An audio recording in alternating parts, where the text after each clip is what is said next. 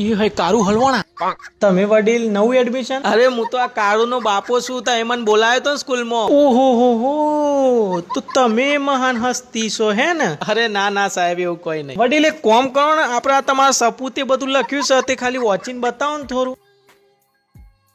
હાલે લેખો ફળ લેખ. અરે વડીલ સીધી નોટ પકડો, ઊંધી પકડી છે. અરે એવું છે. અરે ગાંધીજીનો જન્મ ક્યો થયો હતો ને ક્યારે થયો હતો? ગાંધીજીનો જન્મ મારા જન્મથી પહેલા થયો હતો. તાન તો મારા બાપાનો એ જન્મ નતો થયો. ગાંધીજી જોડે એક લાઠી હતી જે સાગના લાકડાની હતી, જેનાથી એ નવરાત્રીમાં દાંડિયા રમતા હતા.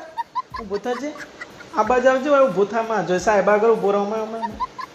ઓમાય તાજમહેલ કોણે અને ક્યારે બનાવ્યો? તાજમહેલ એક ગુફા છે જેને મિસ્ત્રી અને કોન્ટ્રાક્ટરે મળીને બનાવ્યો. એ વખત ઈવાનો નાસ્તામાં ચા અને સમોસા મળતા હતા. તારો બાપો હાલવા જતો હતો. જોની હું સલે બાપા?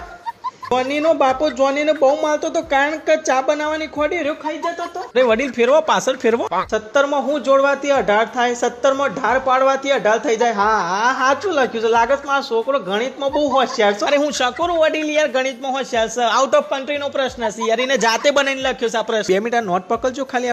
ટોટી બોધીને વસ્તો તો ના તું કહેતો તો પપ્પા હું તો બહુ વાંચું છું ને, ના દિયો તારી ભાઈની ટિકિટ મારું.